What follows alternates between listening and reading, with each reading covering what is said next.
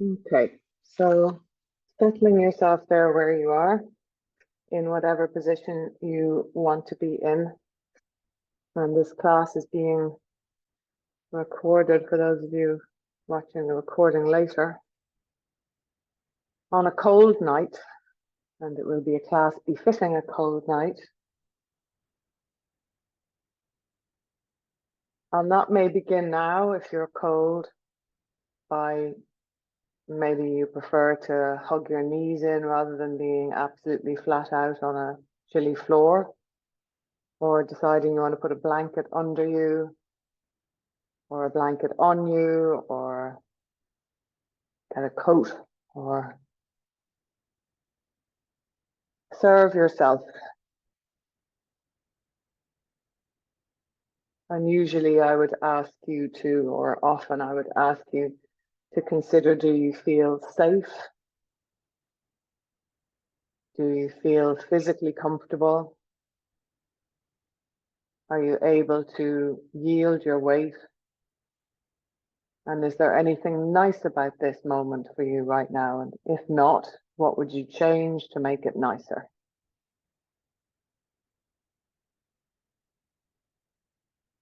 And it might be that you choose to completely change your position, to lie on your side or your belly or your other side, change your position on your back, sit up.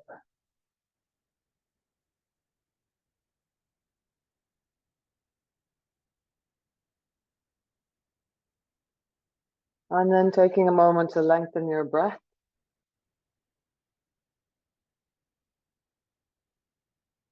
Hopefully breathing in and out through the nose without tension in the jaw.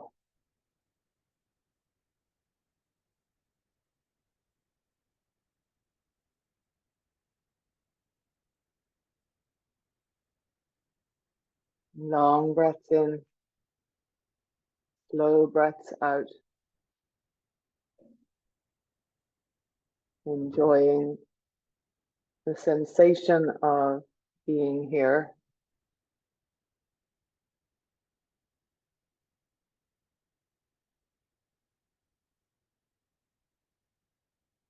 And the sensation of connecting to your body.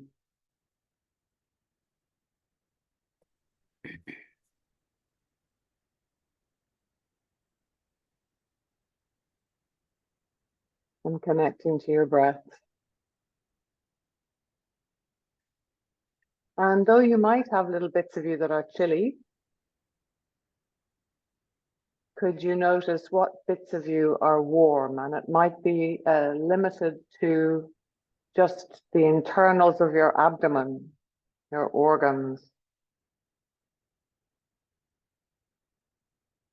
But somewhere in there, a bit of you is warm.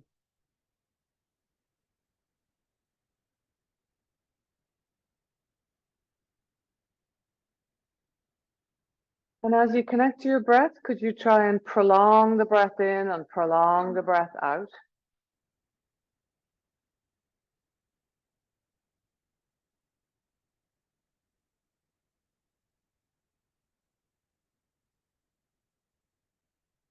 Feeling the caress of the cool air in your nostrils as you inhale and the warmer air as you exhale.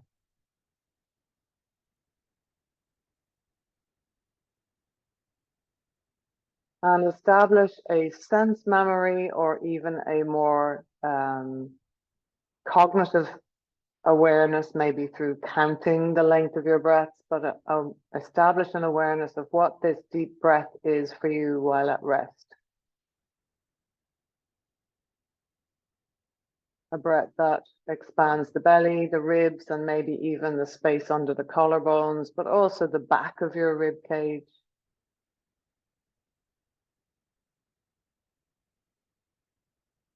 And a breath that completely empties out every last drop and brings a little tone into your abdomen and pelvic floor as you let all those drops of air dissipate.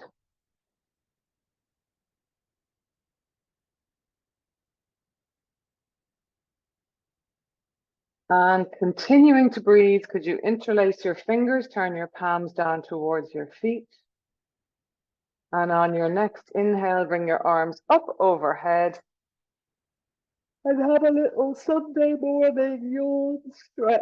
So reaching wherever you like, maybe stretching into your sides or maybe bending the knees and rolling them side to side. Just have a little 10 seconds of self-led movement there, like a Sunday morning in bed with a sense of timelessness and pleasure.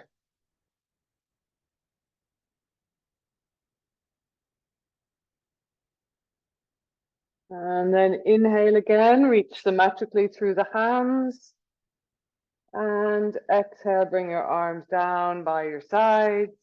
And just take 5 seconds to notice the difference in your body, maybe even in your breathing from that one little moment of movement.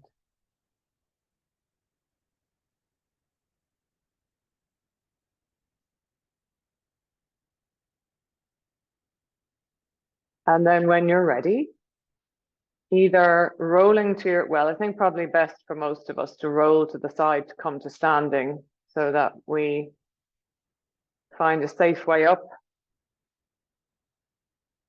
I'm just using that bolster in front of you, Helen, for a tripod. So just mind you don't, no, if anybody's leaving, be aware there's a cable there across the floor in front of me. And just allow yourself to notice how it feels to be standing. And I apologize again for getting you upright so quickly. Highly irregular. And we're going to bring ourselves up onto our toes. And if you feel like you're going to fall, go to a wall. And then bring yourself down to your heels. And rise up onto your toes. And down to your heels. And breathing in, rise up. Exhale to come down, lift your toes. Inhaling, rise up. And exhale, heels down, lift your toes. Could you pop a block, preferably a brick-shaped one, between your knees? And if you happen to have 2 blocks and somebody beside you doesn't have one, please give them one. The wooden ones won't be nice. So either you can use that one, yes, or 2 flat blocks. Yeah, go ahead and take that one. You can do 2 flat blocks or 1 brick-shaped block. Does anybody have a second one to give to Joe there? Because the wooden ones aren't nice. Yeah, that's great, Tamara. Thank you. So we're holding either a brick or 2 blocks between our thighs. And usually when we're standing, we need it at the narrower setting, the brick at the narrower setting. And then we're going to take this little grip between the knees and rise up. Make sure it's not exactly between your knee joints, but just above them, so you're not like hurting the knees themselves. I know I did say knees. And then come back and lift your toes. Squeeze and rise up on an exhale. Inhale, squeeze and release and lift your toes. 2 more like this, squeeze and lift. You should feel this in your glutes a little bit, on your pelvic floor, your felt vulva. Exhale to lift. And inhale down. Turn your toes out and your heels in and grip the block, and you'll feel that very much like a little woo in the glutes. Squeeze and lift. And inhale down, relax as much as you can without dropping the block. 3 more, exhale, squeeze and lift. And it's not 100% squeeze. It's kind of like when you sit down, it's when you're down, it's relaxed as much as you can without dropping the block. When you lift up, it's about 3 out of 10, 4 out of 10 of the effort that you might be able to impose. Inhale down. I think it's 1 more, 2 more, squeeze and lift. And inhale down. And squeeze and lift. And inhale down. Toes in, heels out. This is for our ankles and our hips and our knees and our sacrum, as well as for the inner thighs and pelvic floor. Exhale, squeeze and lift. Ooh, I'm falling down. Inhale back. You can even squeeze and exhale through the mouth. Gets a little more pelvic floor engagement. Inhale down. 2 more, exhale, squeeze and lift. And inhale down. And last one, squeeze and lift. And inhale down. Coming back to center, take your block out. I'm going to just hold one of these because it's not, this next movement doesn't need a particular size. So holding the block in your two hands, we're going to inhale the block up towards the ceiling and then exhale, bring it down behind your head with the elbows pointing up. Try not to poke your head forward and try not to bring the elbows forward, keep them back and up. And we're going to inhale the block up and exhale it down behind. Try and do this without poking your ribs forward or without drawing your shoulders up to your ears. Inhale up and exhale behind. Then we're going to inhale it up and hold it with your fingertips. And we're going to take the elbows out wide and try and bring it behind your head with your elbows wide this time without changing your posture. Quite a big chest opener and shoulder stretch. Exhale up.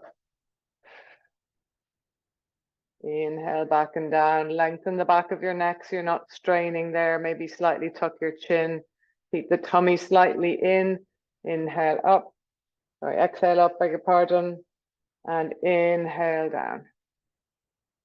Hold it there, elbows wide, and see if you can bring it back far enough that it's not touching your head. Just by a millimeter. For 10. Breathing. 9. Bit of tone in the front body. 8. 7. Breathing. 6. 5. 4. Tuck the chin if you feel heat in the back of the neck. 2. 1. Slowly up, even though you're desperate to get out of it. And exhale down. And you can pop that block somewhere where it's not going to cause a tripping hazard.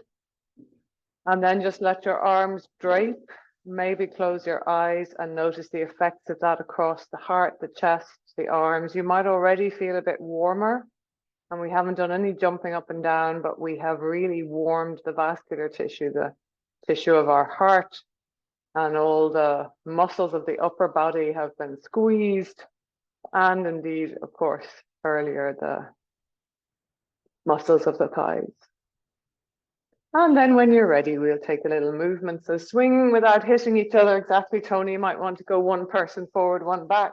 Might be better if you go forward, Frida, actually, because Tony went forward and Maxine go back and then you're all staggered. Because I'd love you to swing your arms like crazy so you can smack your own back without hitting each other. And let the heel that's randomly wanting to come off the floor, come off the floor. So don't feel you have to keep your feet on the floor.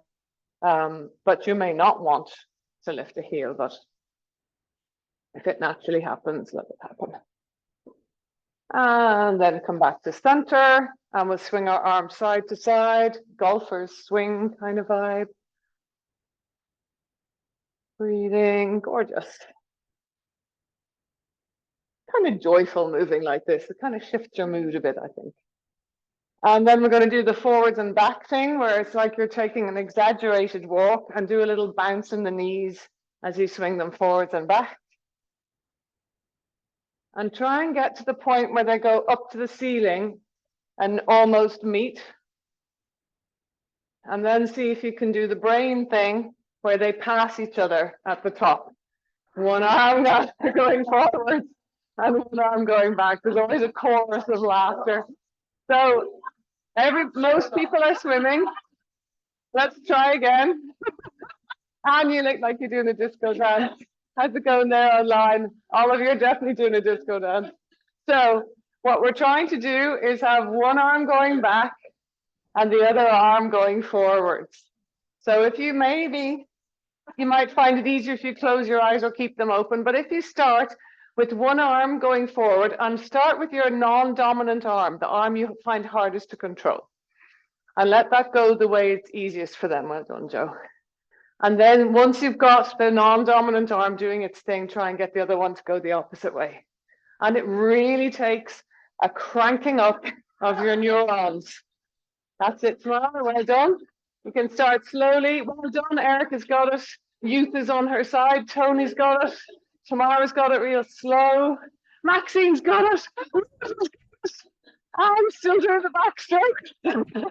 She is still doing one arm, and Quintie's doing the front arm. You got as well, Elaine. Well done.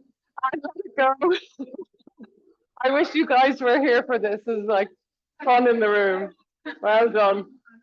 Okay, I'm coming back to your sense of yogic equilibrium. And the point is, I keep saying this every time we do that, I'm getting nothing out of that anymore. It's not helping my brain.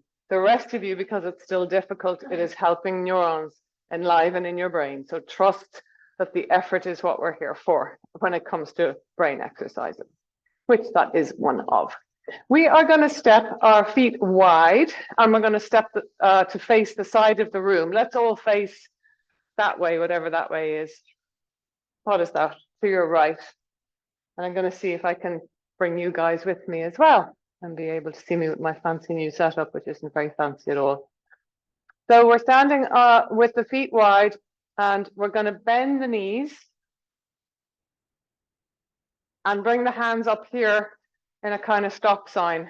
You can turn the toes slightly out, and the position of the spine is as if you are sliding down the wall rather than, oh shit, what happened, Tony? Yeah.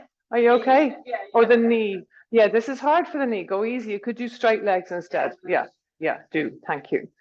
So we're here with this sort of stop sign. We're sliding down the wall, and I'd love you to do a little lift of the pelvic floor and a little sense of tone in the lower abdomen. Notice if the hand stuff is making your neck and shoulders tense, and bring the elbows lower or relax the hands or soften the jaw, whatever makes this more possible for you. And those of us who are bending our knees are going to go a tiny bit lower, lift through the pelvic floor for 10, breathing, 9, 8, 7. You can count by you or don't count, I'm counting for you. Just breathe, lift through the pelvic floor. Maybe a tiny bit lower for the last 3, 2, 1. Straighten up the legs and take your left toes in and your arms to your hips, your hands to your hips, your right toes out. And we're going to just bend the right knee and straighten the right knee. Bend the right knee and have a look at it, your own knee. If it seems to be going further than above your right heel, slide your right foot forward a bit. And then bend the right knee. I'd say, Elaine, your right foot even further forward so the knee doesn't go beyond it when you bend it. And then also, can we all make sure that the knee is tracking towards the little toe? Bend and straighten. Now we're going to bend and straighten and imagine we're moving against resistance. So slow it down and imagine someone's trying to stop you doing this physically, and you are just about winning to get there. And again, on the way back, just about winning to straighten the leg. As if someone's trying to stop you, go ahead and straighten it eventually. But imagine someone's trying to stop you. And one more time, bending as if someone's trying to stop you, or you're pushing a big block along the floor with your knee. And then as you straighten, imagine again that someone's trying to stop you straightening it, but you're going to manage. Straightening that right leg. So coming up to straighter in the right leg, Frida, when you can. And then reaching the right arm out above your right leg. Straight leg now though, Joe. The right leg straight now, yeah. And we're reaching long to the back of the room, drawing the right buttock backwards, and we're coming towards triangle pose, dropping the right hand down to drape inside the shin, and keeping your left hand on your hip, draw your left shoulder up to the ceiling. Turn to look to your left armpit or breast, or your left wrist or elbow, and then float that left arm up to the sky and press the feet into the floor. And we're going to imagine that someone is trying to lift us out of this pose and we're resisting. Does that make sense to you? This idea that you're having to sort of hold on here. So you feel muscular engagement throughout the body. You could imagine someone's trying to push your trunk up away from the floor and you're resisting. Someone's trying to pull your arm down and you're resisting. Someone's trying to, I don't know, pull your feet into the splits and you're resisting. And you feel huge amounts of strength while having this stretch. Great neurological exercise to try and access the muscles in different ways with your imagination. And then we are going to exhale to press down through the feet, come up again as if it's difficult to come up. And then face front. And either if you are doing the knees bent, sit down in the Shire horse again, or you can just stay with legs straight if your knees are playing havoc. And you can do this without the hands if you like. As you sink down a little more, can you play with the idea of letting the pelvic floor relax on the inhale and exhale, toning it? And that can be spooky if you have leakage issues, but just notice that we can have a certain degree of control if we do it calmly. Try and be upright in your trunk. And then we'll sit down with Mula Bandha, so a bit more tone in the pelvic floor for 10, 9, relax the jaw, 8, 7, 6, 5, 4, 3, breathing, 2, 1, pushing up, and take your hands to your hips, take the right toes in and the left toes out. And we're going to start with just bending the left knee and straightening the left knee. And bending and straightening. Have a little visual check, or is your knee going further than your heel, like this over the toes, or can you go, do you need to go longer in the feet so it doesn't? And then last thought is to think of the knee going to the left little toe. So there's a slight, not really an external rotation that will actually happen. It will just stop you dropping into the center. Now, could you do that as if against resistance? Imagine that you're pushing a baby elephant along the floor as the knee bends. And then you could imagine you've got the baby elephant tied to your knee as you pull it, try and pull it back on a rope tied to your knee. And do 2 more. Exhale, push to bend. More effort than you need. Inhale, pull to straighten. Last one, exhale, push to bend. Feel the muscles. Inhale, pull to straighten. Take the left arm out, draw the left buttock backwards so you reach for the top of the mat by bending at the left hip socket. When that bending has stopped at the hip socket, float the bottom hand down, press into the left big toe joint, micro bend the left knee so you're not locking that joint. And keeping your hand on your hip, draw your right shoulder up to the ceiling, turn your gaze to look to your right armpit or hand or hip or elbow. And only if you feel like it, float that top arm to the ceiling. You can leave that arm down, especially if you have neck or jaw or shoulder struggles. Just bring the trunk backwards, Frida. So you're coming back, yeah, exactly, over the left leg.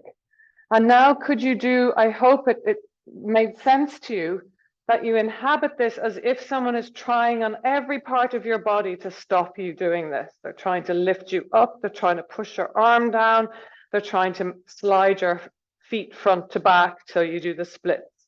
And you're resisting all pressure from the outside. Breathing, though, within this deliberate stress for the muscles, the tendons, the ligaments, the brain. 2 more breaths.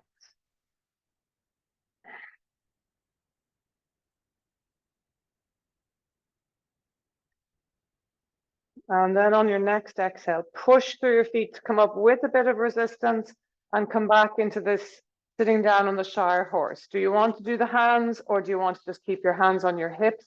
I would go less wide, Tony, especially with the knee vulnerability, less wide through the feet, yeah. And you don't have to do the sitting down. You could just do straight legs. You can still push the feet into the floor, for example, if you're not doing the bent knees. Drop your shoulders from your ears. This shouldn't be adversely affecting your shoulders, neck, or jaw. And feel your strength. Have a sense of your broadness and presence. And taking up your space, let your arms go wider, as if you're like suddenly getting the image of those the guys in the rugby doing the haka, and this sense of just taking up space, showing your size. Breathe, Feel a sense of purpose or whatever it is you feel. 2 more breaths.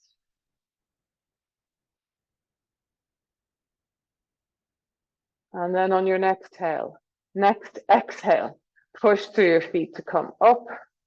Take a moment, soften the shoulders, breathe.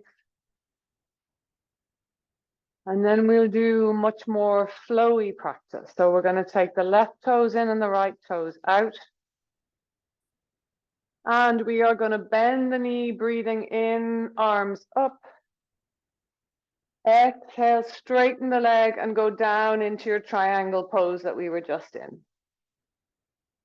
Inhale, bend the knee, arms up, coming up to vertical, bending the right knee. Exhale, windmilling into your lovely triangle pose. None of that muscular effort now. Well, there's some there, of course. So as we do 2 more, notice the pleasure and the flow, a different kind of way of enlivening the body. Let that top hip roll forward so you don't strain your back. The left hip rolls forward. And last one.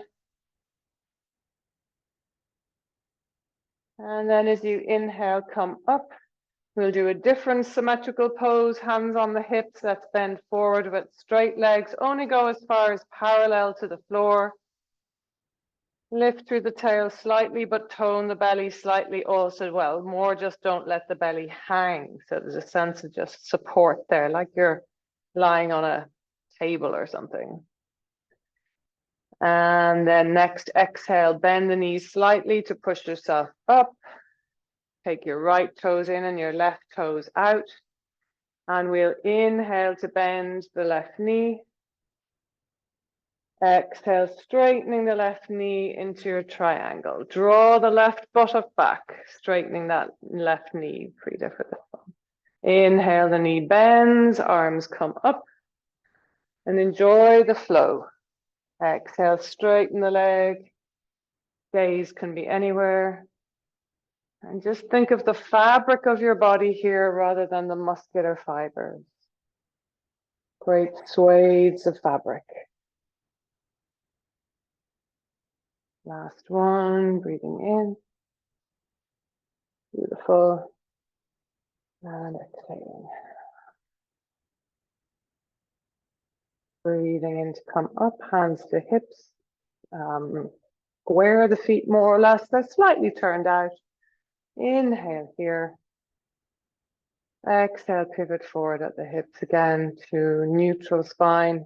Relax your jaw, shoulders back from your ears, knees slightly bent. Look for the yumminess. Slight tone in the belly to protect the lower back from collapsing. And then bend your knees slightly and coming up.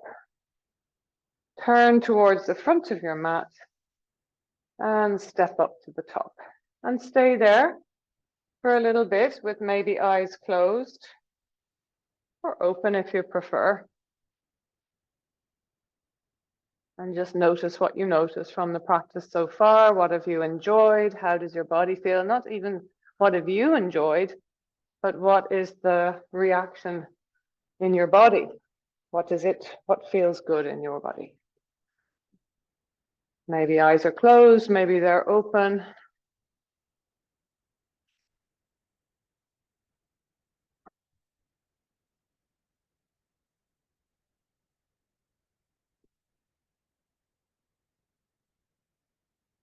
And just kind of cementing for yourself a sense or remembering for yourself the 2 very different requests that you were making. 3 now, very different requests you've been making for your organism. That brain training we did with the funny arms, the deep muscular connection, and then the flowier type practice.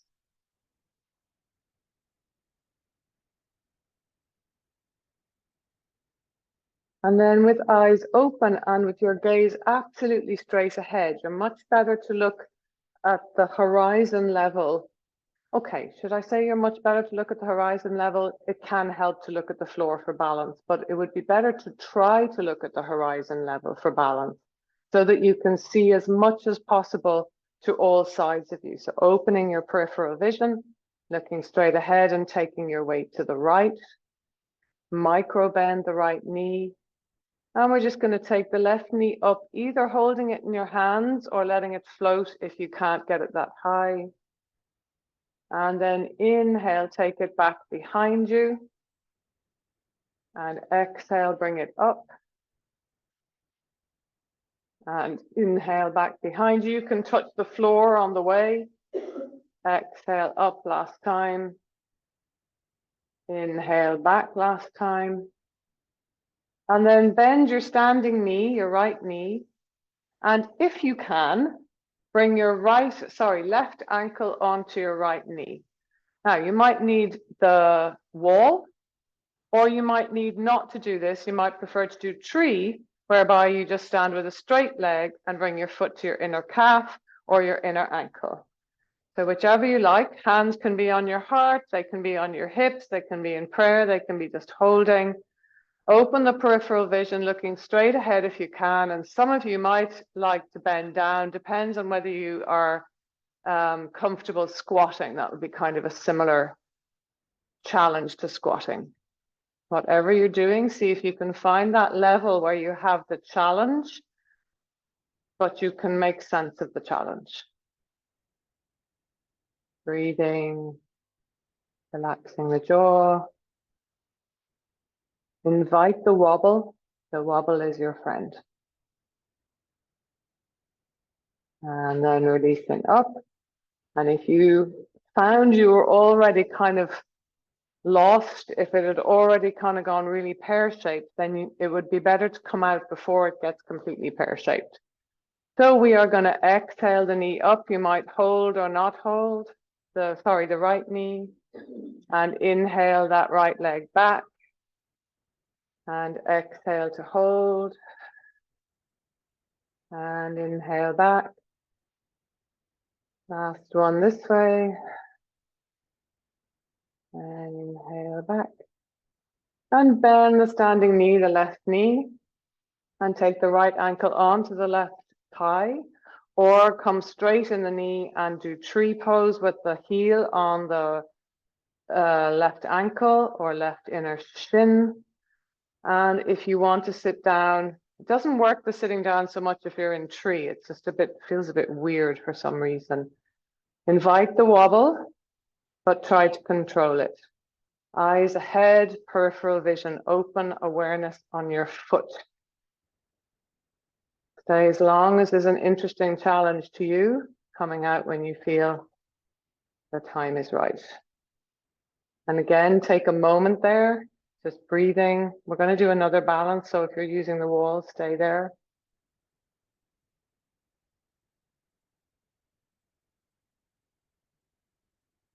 So we're going to come to the left, to the right again, and we're going to do a bit more dynamic movement in the same way. You don't have to face away, I'm just facing so you can see what my leg is doing on the side. So the reason I'm getting more dynamic is because I want balance to be challenging here in the way that it's challenging out there, so that we're not only able to balance quietly in a lovely tree pose. So with your right foot on the floor, you're going to swing the left knee up and back, and you're going to try and stay very upright. And then you're going to try and do this while looking over to the right. And then you're going to try and continue while looking up. Woohoo! And then continue while looking down to the left. That was nearly a killer for me. And then come back to center. And take your weight to the left. And we're going to go forward and back. Don't look in the funny direction. And if looking in the funny direction was too much for you, you could just try and do this with your eyes closed or your eyes half masked. And now we're going to try looking to the left.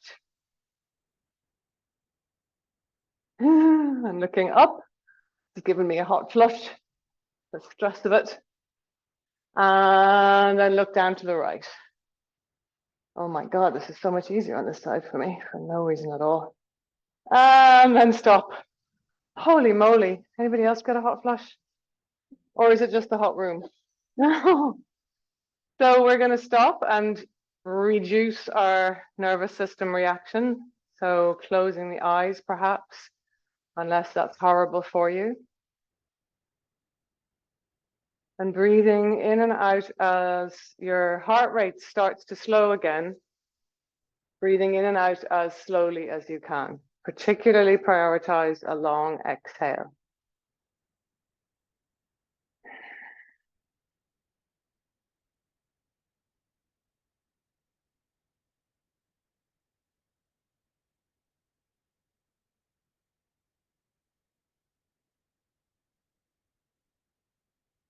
And then when you feel like that equilibrium is returning, inhaling, arms come up and look up slightly.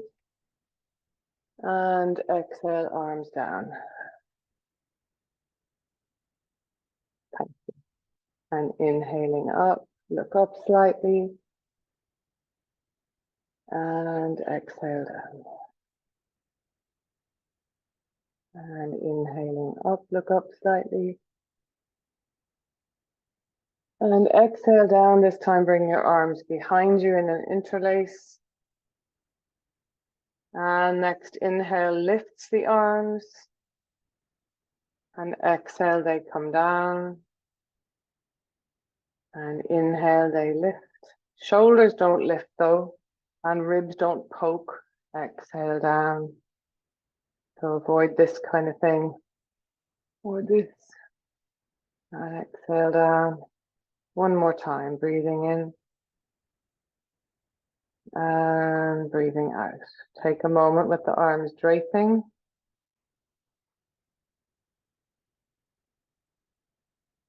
And then with care, could you pick up your block again? If you know it's hard for you to have your hands behind your back, go with the wider block. If you know that it's fine, go with the narrower one. So I would hope that you would hold something as narrowly as you can. You won't be able to hold the flat block like that because it will fall. But the preference would be the brick-shaped block and holding it as narrowly as you can.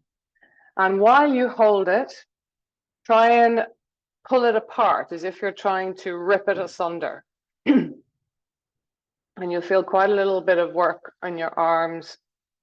I just need to take a little drink, I'm catching there. And a bit of work in your upper back. Keep pulling and breathing. We are working on back strength here, so I'm hoping that you're really feeling the muscles of your back. And then as you continue to pull, inhale it away from you slowly while pulling. And as you exhale, bring it down slowly while pulling. Stay nice and upright. Inhale to lift. So for the few of us here who have low bone density, working on back strength is really key for us to protect ourselves from vertebral fractures. So even if we don't increase bone density, we see that if the back muscles are strong, we're less at risk of the fractures that are associated with low bone density. So I'd love you to really tune in to your back muscles. And for those of you who don't have low bone density, looking at back strength is really valuable for fall avoidance at any stage of life with or without any bone condition. Do a few more, feel the effort deliberately.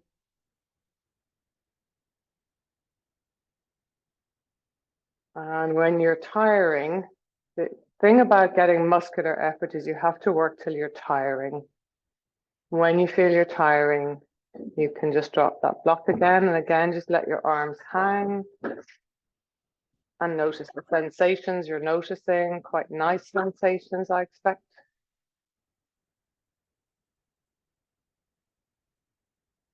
And then when you're ready, inhale your arms up. Exhale, if you have squatting available to you, come to a squat. If you don't squat, just take one foot back and then the other foot back. But if you do squat, spend some time in a squat with neutral spine. Your block comes in handy for squatting as well. If you find squatting a little bit hard, it can be helpful to hold a block so that you can stay there for a little longer.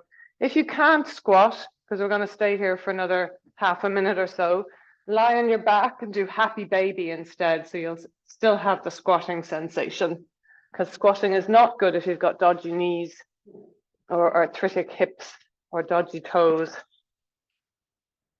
I'm just staying in whichever version you're doing for a minute. Breathing. The block's really helpful, I find, just takes the edge off it so it can be more pleasurable. And then just a little movement in your squat, maybe rolling the knees alternately forward and forward and forward. And then when you're ready, we're going to find our way to all fours. If you're squatting and you have low bone density, it's better to bring your knees to the floor first if you can, because if you try and go for the floor, you're very likely to highly flex your spine. So if you have, and this is nice for everyone to work on your toe flexibility, if you have the flexibility and control in your toes to bring your knees slowly to the floor or one at a time, it's quite a bit easier to go one and then the other. That can be a great way of getting to the floor. And then we're going to crawl back onto all fours, and please make a pleat in your mat for your all fours, or kneeling on a folded blanket, and also having a block at the front of your mat, or two blocks really you'd need to get your hands up higher than the floor. Can be nicer for the wrists if you have issues with having your wrists, your hands on the floor, or coming down to your elbows is always a great alternative. As you arrive, let's bring a little wag into your tail. Maybe closing your eyes. Try and keep your head in line with your spine, so you're not hanging the weight of your head and pulling on the tissue of your back. And if at all possible, let this sway of the hips dance its way up to your rib cage and shoulders. Relaxing your jaw and inviting pleasure into your movement.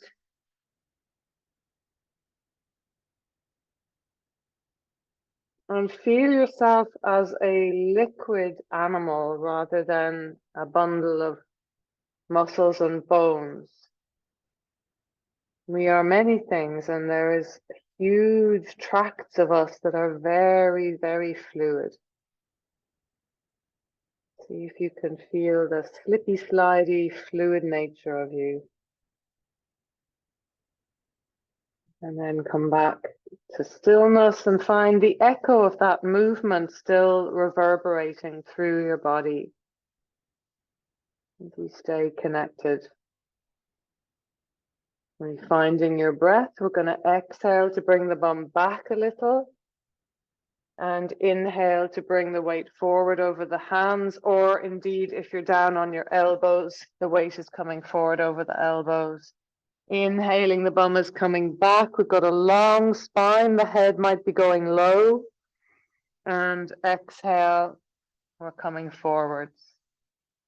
And do a few more like that. And you're welcome to do it up here on all fours and make it quite small. Or you can do it into a kneeling plank and a puppy pose with the knees off the floor. You could do a full plank and a dog, or you could do a full plank and knees then could come down to puppy pose. So lots of versions depending on what you're fancying tonight. Down on the elbows is nice. A little seesaw motion. You can change it or maintain it as you see fit. Maybe 3 more.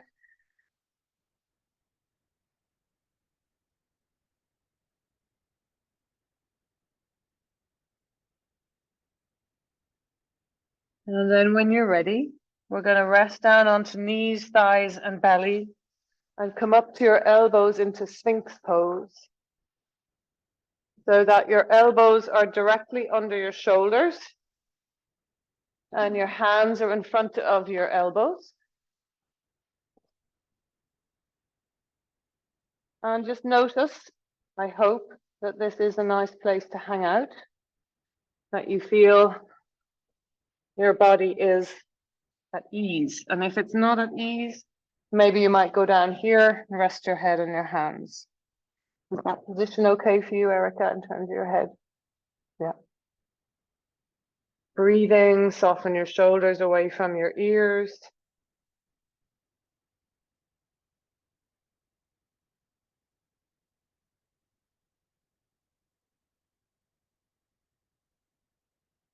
And then take your entire forearms out on an angle so that you're moving from the elbow to bring the hands wider than the elbows.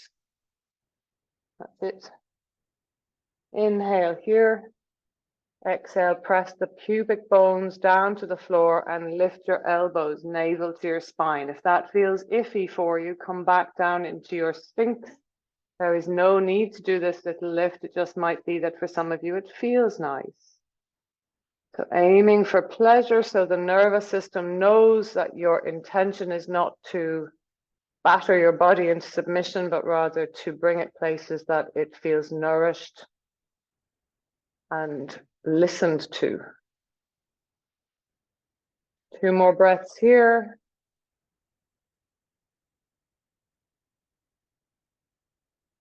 And then as you exhale, we're going to lie down on our belly. So this is the position that doesn't work for you, Erica, is that right?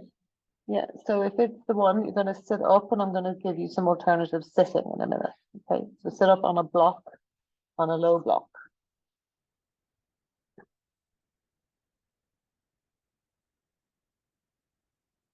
So for those of you who are on your belly, would you take the block, one of your blocks, out in front of you? And Erica, you're going to hold the block above your head. We did this at the beginning of the class, so it's the same thing that we did at the beginning. But for those of you holding the block, the first thing you're going to do is inhale and deliberately slide the block heavily on the floor towards your head, bringing your elbows out wide.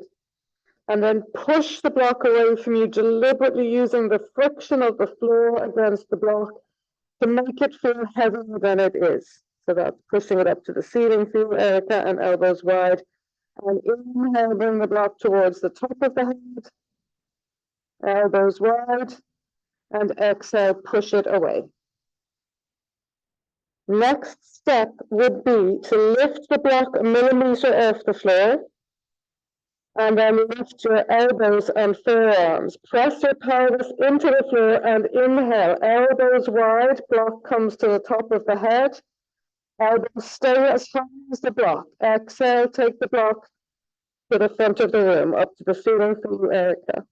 And thinking about using the muscles of your upper back to make this happen, and some of you might be able to bring the block behind your head with the elbows high and wide, level with the block.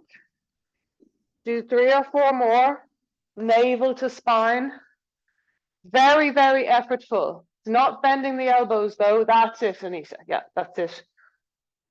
Head on the floor if you can tomorrow, so you're not straining the head off the floor, head stays down, elbows wide, Peter. So it's not that you're bending the elbows and throwing the block behind you. You're actually bringing it back by bringing the elbows out to the sides. It's breathing. Stop when you're ready. This is tiring, I know. Go behind the head if you can, and you'll get more back effort there. Keep the head upright if you can. And imagine the block is really heavy, Erica. Yeah, so you're feeling like you have to work more to move it. Take a rest when you need to. God knows you might need it. Did you find that hard work? Yeah, so these are muscles that we don't use very much, the upper back muscles, but really important. Have a little rest there in whatever position you're in. And I am laying claim to the new yoga pose term, which is pizza bum, which is where you sling your pizza bum side to side, like raw pizza dough getting thrown about by a very handsome chef called Peter. Or you can do the bent knee version, which is bending the knees and flopping them side to side, which might give you a little better ease. And then, my friends, when you're ready, roll onto your back. We are probably feeling warm. Are you okay on your back though? Yeah. We're probably feeling warm from all the exercise, but you won't be getting warmer. So I would recommend you put socks on now, other layers, etc., because we'll be working sort of backwards here. Normally we do all our somatics and then we get jiggy and then we rest. We're going to go back towards that somatic practice now.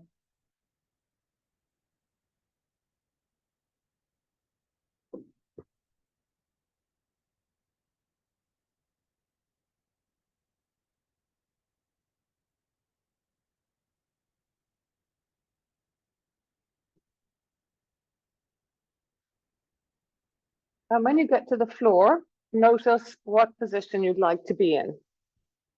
Do not assume you're going to stay there in stillness for the rest of the time, but you can have a little mini rest. I'm all for the mini rest.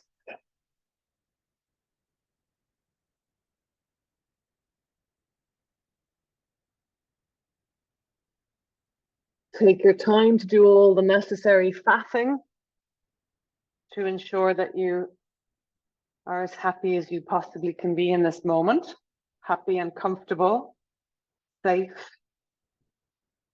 and undistracted. That's the thing with some of the adjustments that we don't bother making.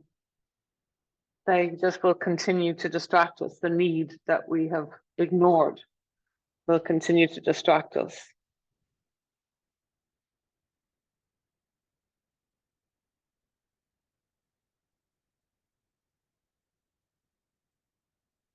So noticing how you're doing and see if there is one or two movements that your body would like to do before I guide it again. So maybe it might be a hug of the knees, or it might be a happy baby, or it might be a roll over the back, or an arch and flatten, or a wash rag twist, or something that doesn't have a name and is just your body having a chat to you.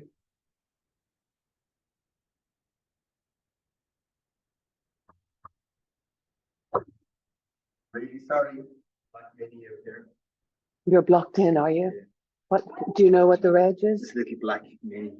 Little Black Mini. Is that you, Tony?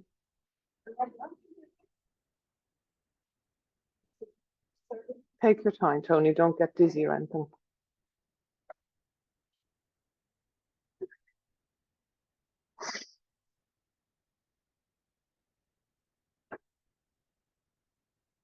I wonder sometimes when people stick their heads in the door like this, do they think it's some kind of cult?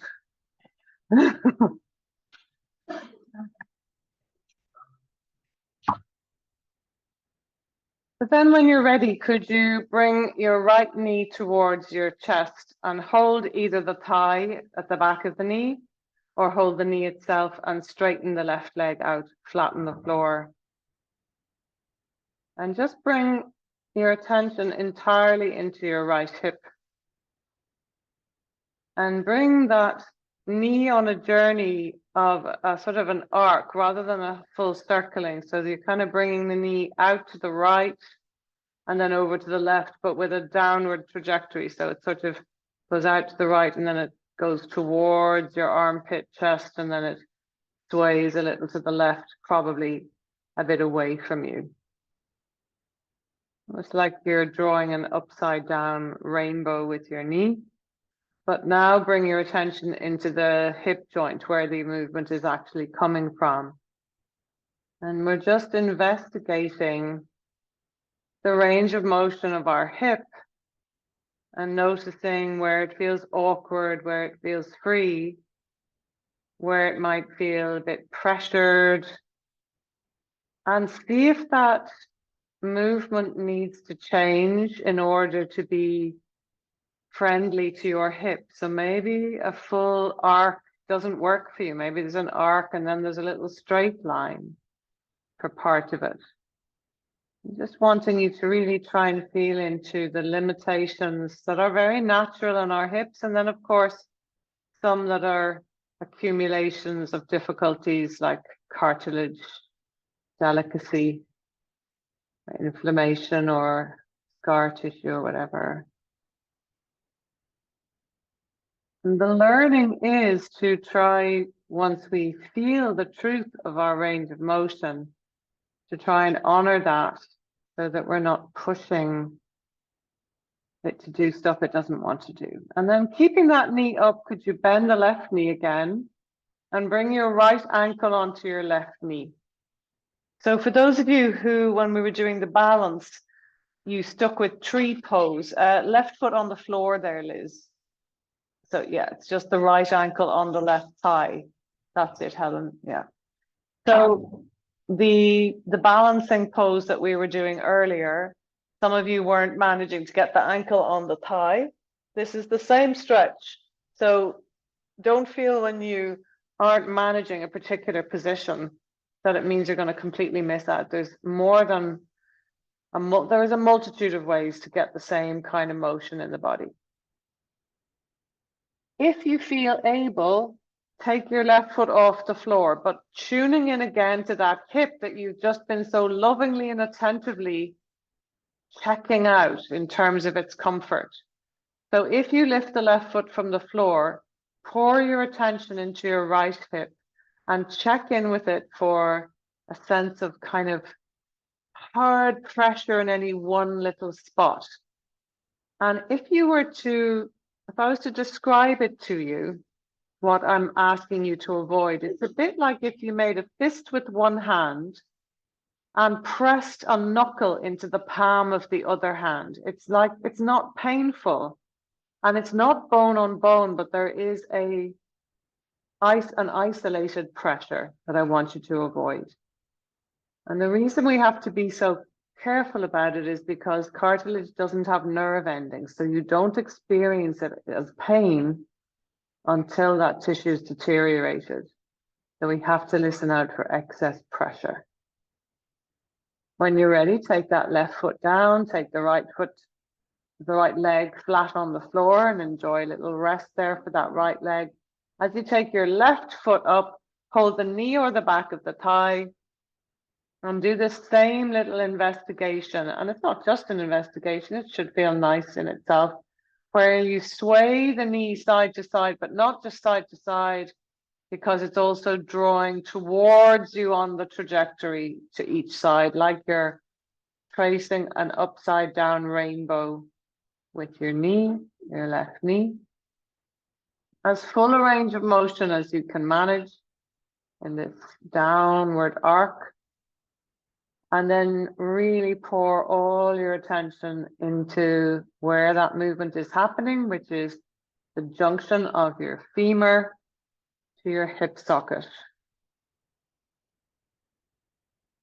And you might find that the trajectory that's possible and comfortable here is different to the other side. For me, certainly, I don't need to adjust this one as much as I did the other, where there was a little impingement in the inner part of the movement.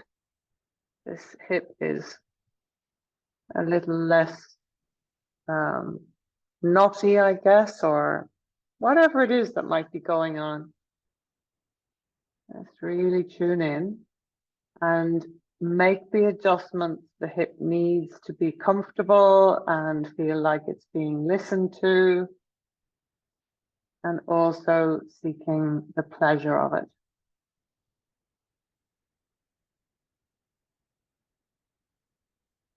And then when you're ready, bend the right knee so the sole of the foot is on the floor and bring the left ankle onto the right thigh.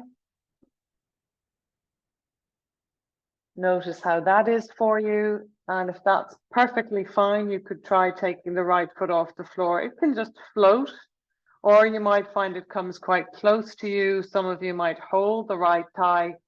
And for me, certainly again, because of the same issue, for me, holding the thigh on this side is much more doable than it would be on the other side. Or you can put a block under your right foot to support it in its elevation.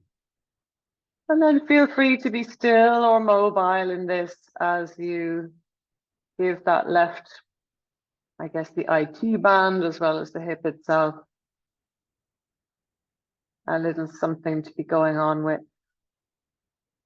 Breathing, easing out your expectations of what your body should be doing and seeing what brings it joy now.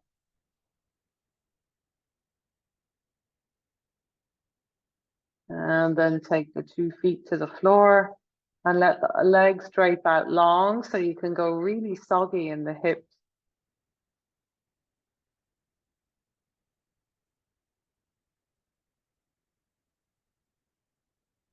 Notice what you notice in those joints.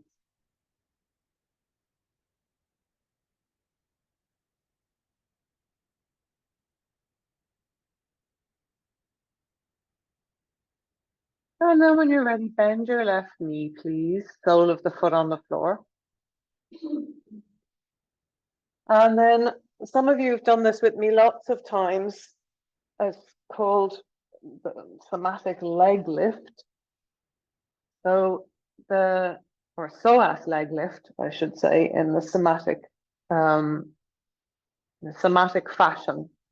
So just to reiterate, the psoas is a muscle that runs from the base of your ribs at the back, down the length of your lumbar spine, goes through your pelvis and connects to the inside edge of your thigh bone on the right. So let's say we're going with the right leg long. So picture that muscle. It is deep in your body. It's not palpable from the back. You wouldn't be able to press on it from your back.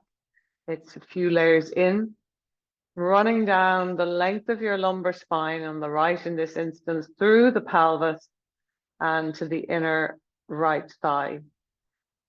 And that muscle is responsible for your walking greatly.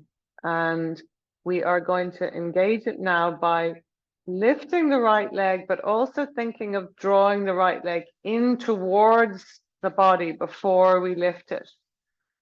Lifting it up on an exhale so the thigh is in line with the other thigh, and then lowering it slowly down. I'll reiterate what I mean about the drawing the leg in. So as you inhale, think of reaching the right leg long, as if you're trying to touch your heel to the window or the skirting board. As you exhale, do the opposite. Slide the heel away from the wall in front of you, as if your thigh bone is gonna travel up into your hip, and then lift your leg. Inhale, keep it slow. Feel the brakes that are on to stop your leg falling, and reach the heel slightly away. Exhale, slide the leg up the floor and then lift it in line with the other thigh. And inhale it slowly down. Feel the brakes on to stop it falling. And do 3 more with that somatic attention, which means that you are noticing the muscles that are working, and you're trying to make the movement as smooth and slow as you can, ironing out any judders or stutters in the movement by keeping so mentally connected to the deep psoas that you probably can't feel as much as your rectus abdominis, your quadriceps, etc. But try and imagine that muscle as well as the ones you can feel more obviously.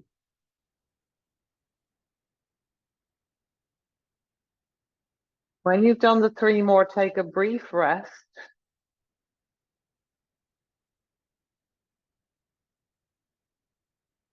And then roll the right toes out to the right. Sorry if I've gone too fast. I'll leave you have a rest. A couple of you only just finished. So ignore me now just for a sec.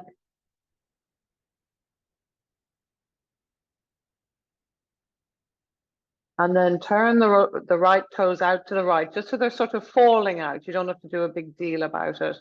And we're going to do 3 of the same, but with the toes turned out to the right. Exhale, you're sort of sliding the leg up a bit before you lift it up towards being parallel to the other thigh. And put the brakes on the way back. Inhaling down. Again, slow and smooth with a very refined awareness of the muscles that you're feeling working. Try and melt the leg every time it comes down. Give it a little mini rest.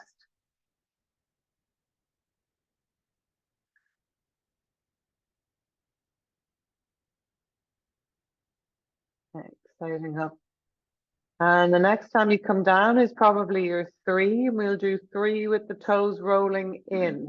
It'll feel awkward, but give it a go. We're just trying to really get into all the little mini muscles as well as that big psoas, mini muscles around the hip joint. So these kind of subtly strengthening practices are really surprisingly good mobilizers. We sometimes think that to stay mobile in our joints, we have to stretch and stretch and stretch.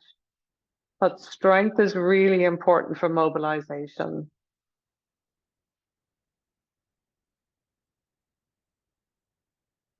And if we can do it slowly and with an easy nervous system, so much the better. Let the 2 legs rest out long and spend a little time noticing the difference between the 2 sides, all the way from the ribs down to the feet.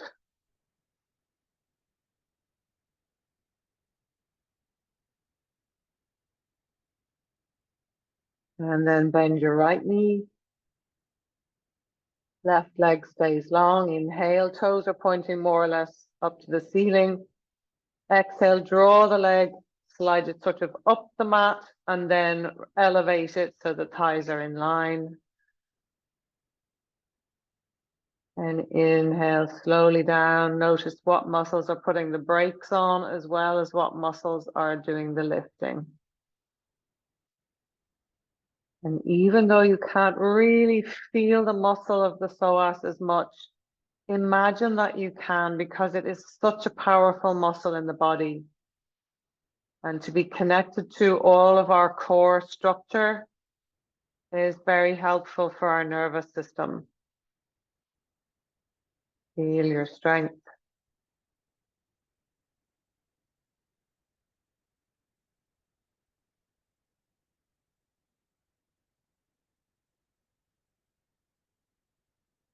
And do 3 more in your own time of the symmetrical one, or symmetrical, but you know what I mean? The toes pointing forwardish.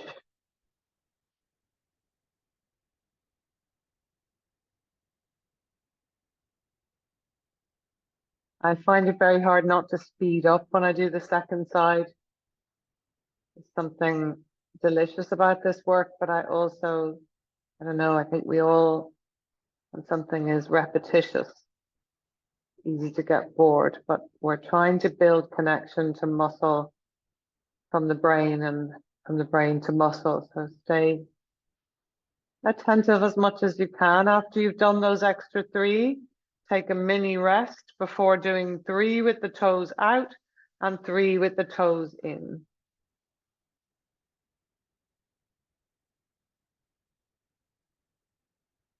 When you start again, it's the exhale that lifts the leg. This time it's the toes pointing out for 3. Noticing the difference in the smaller muscles as well as some different challenge in the main, more obvious muscles.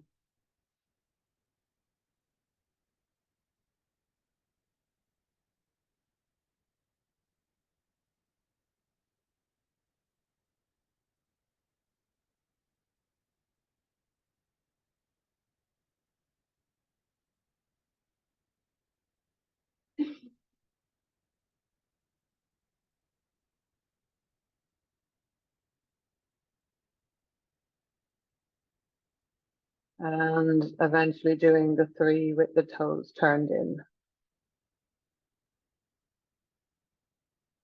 You'll find there's more tiredness than you might expect, given the relatively gentle nature of this.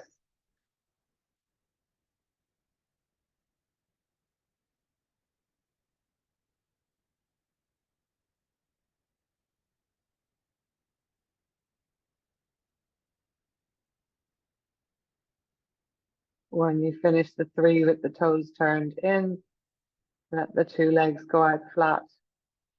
and go soft.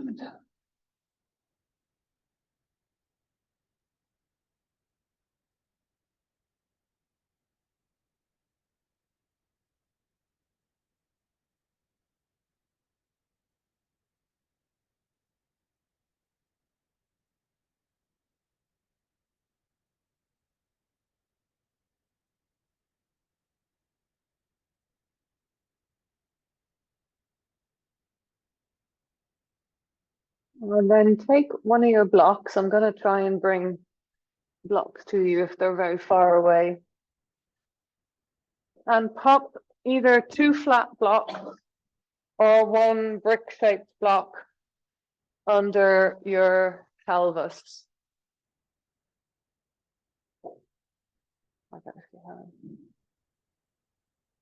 It's going the usual spot, sideways under the pelvis.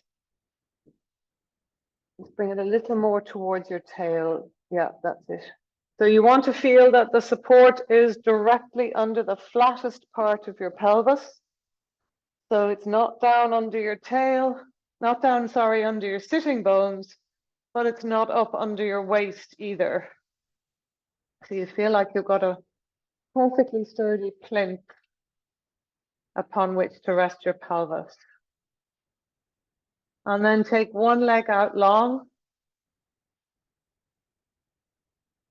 And just rest there with one leg long. And the leg is on the floor. It's not floating. That's it. Now, some of us are used to doing this with 2 legs long, and you can do that, but I'd like you to try the 2 legs long very gingerly, because it might pull on your lower back a little too much. If you have 2 legs long, hold that or relax there for about 4, 5, or 6 more breaths. If you have only 1 leg long, do maybe 3 more breaths there and then change sides for maybe 5 or 6 breaths.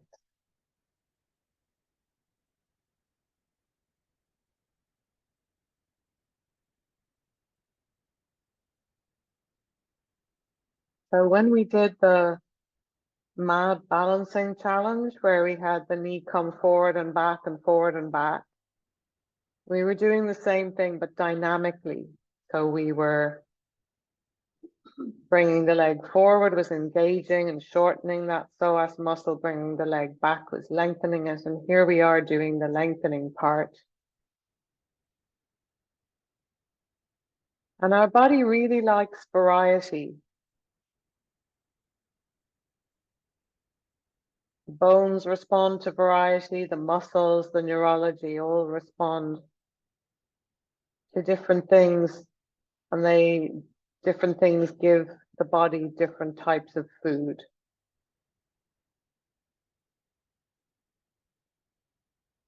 And the fascia also likes variety, likes muscular challenge, it likes proprioceptive challenge when we're challenging where we are in space, and it likes long, slow stretch, gentle stretch like this. You feel you've done the breaths. Carefully bend one knee and then bend the other and settle with the feet flat on the floor for a minute. Any adjustments that you need are fine. And when you feel you've settled onto the block again, take one leg up to the ceiling and then take the other leg up to the ceiling if you can keep your pelvis on the block. If you find you're rolling your legs over your face or chest and your bum is rolling up away from the block, you either need to just do one leg or try and plonk your entire pelvis back down onto that block so that your feet are vertically above your buttocks, not over your tummy or chest or face. Some of you might like to add the arms, the sloth pose, like a sloth dangling from a branch. So the arms and the legs are really passive. The jaw is relaxed. And the eyes are soft.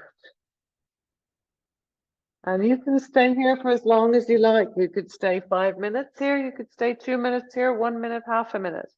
Maybe in this one, free to put the block sideways across the pelvis so it's broader and gives you more support. Yeah. And while you dangle there, if you'd like to give me a wave, if you'd like a blanket for your relaxation that's coming up, just give me a wave. Maxine. You can stay with the legs up or bring them down whenever you like. And when you do come down, you can stay with the block under you or take it out whenever you like. Anyone else for a blanket? Yes, Liz.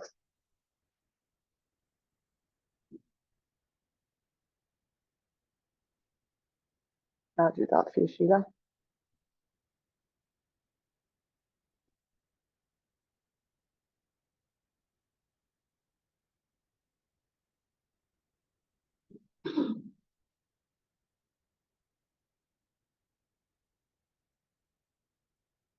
Let me have. I'll do that for you, Anisha. I'll do it for you.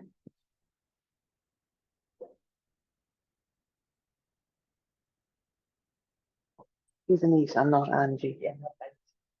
I had somebody called Angie starting recently and I called her Anisha. I'll probably get you mixed up forever. You've done it yourself. Anyone else for a blanket? Let me spread that for you, Frida. That's so nice, this blanket. Do you want me to spread that? Do you want a blanket on your legs, Tony? I'm happy. Can I put these blocks? Sorry, they'll be higher up so that your knees are supported. Yeah. And then is there anyone who would like something for under their knees?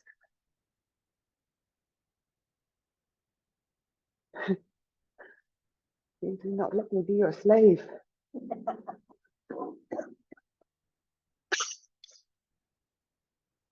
And just give me a wave if there's anything you would like.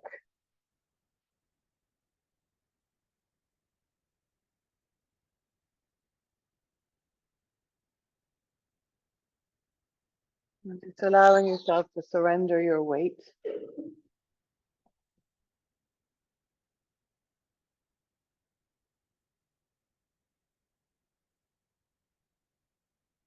I brought a little reading I wanted to read to you, but it's on my phone and I think I can access it without falling off the Zoom call. I'm going to try.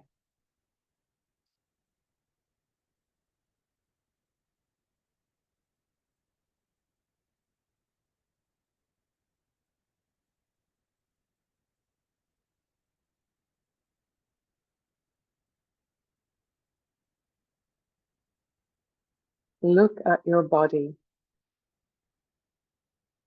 Look at those arms that have held people they love. Look at those eyes that have seen oceans and mountains and big green trees. Look at those legs that have carried you through your longest journeys. Look at your feet that have held you up on your hardest days. Look at your smile that has grinned 1,000,000 times at the moments that have brought you joy. Look at your body, not for the curves or textures, but for the moments that this body has given to you. Look at your body. Now, what do you see?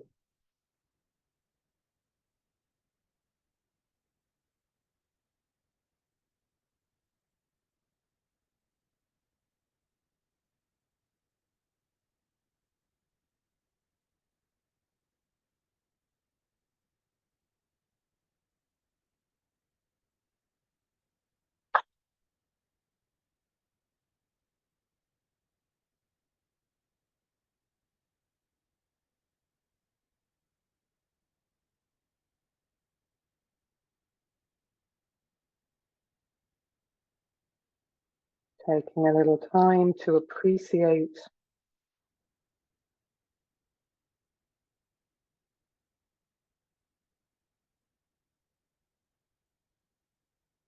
just that.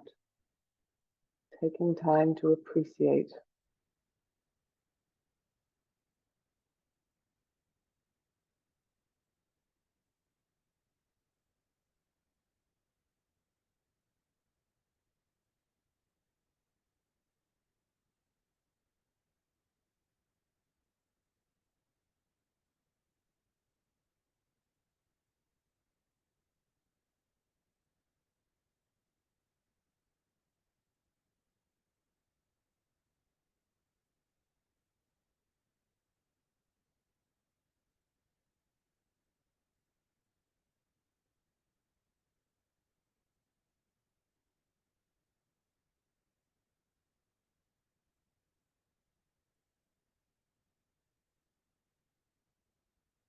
I'm going to offer you a little mini body scan. And all you need to do is that as I name a part of your body, just notice it. No attitude, no effort, just awareness, and then moving on.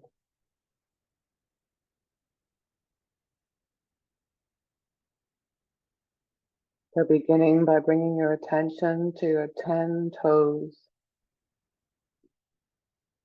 Your 10 toes, big toes, second toes, middle toes, fourth toes, little toes. The soles of your feet, the tops of your feet,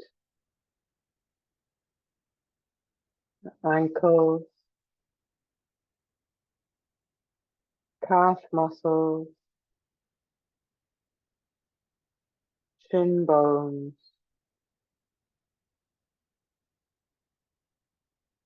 kneecaps, backs of the knees, thighs, hips and buttocks,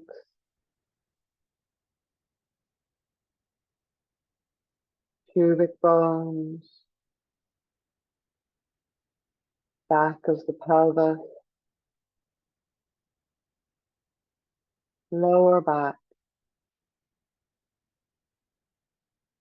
sides of the waist,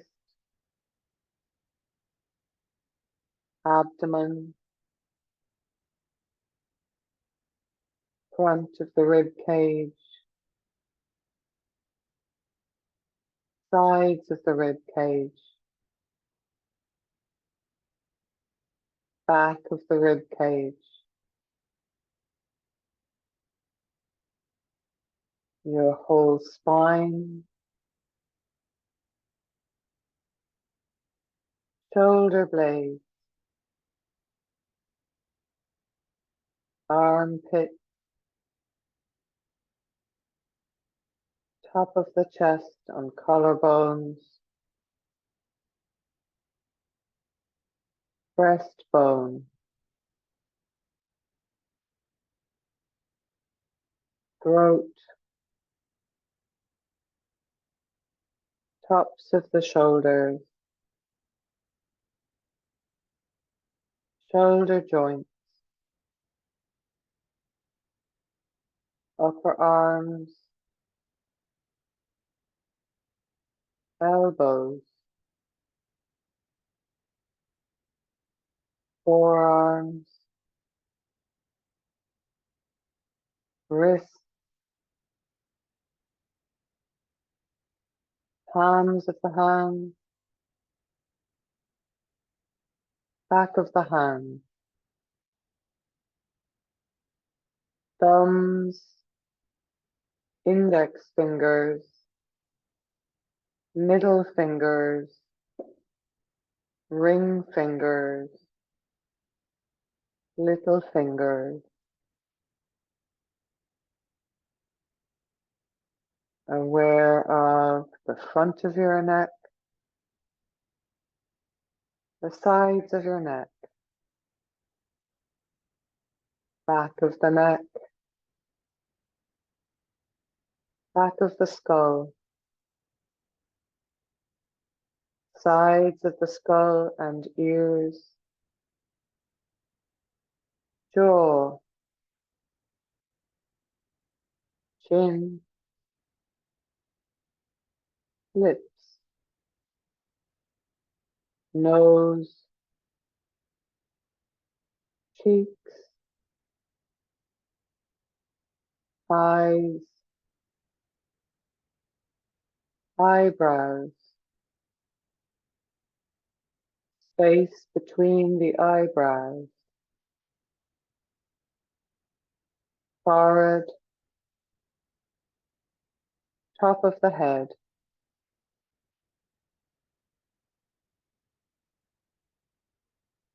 your whole body, your whole body, your whole body.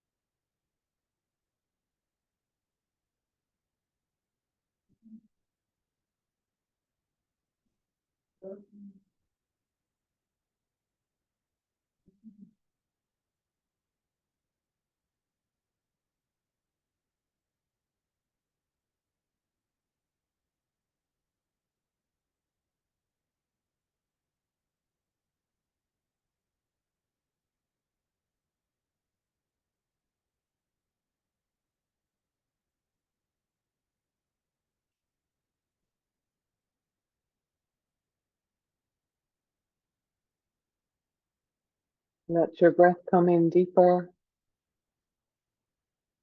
Those of you who are at home, of course, you can stay as you are.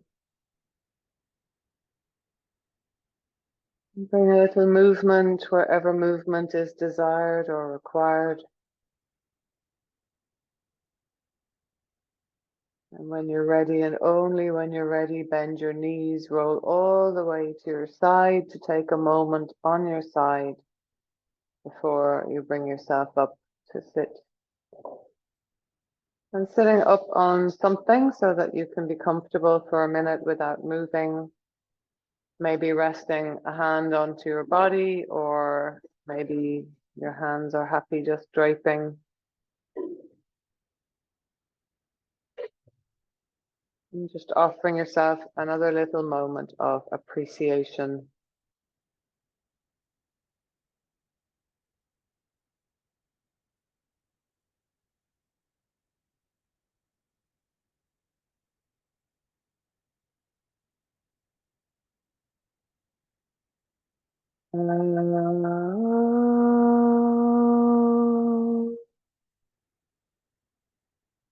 Shanti, Shanti, Shanti.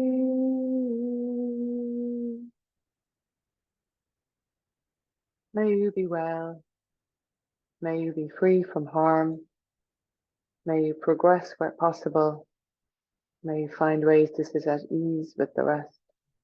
And may you be cozy and warm in this cold weather. Om Shanti. Namaste. Thank you very much. Thank you, thank you, thank you, thank you, thank you, thank you, thank you, thank you, thank you. 3 weeks left before silly season. Thanks, Emil. Bye.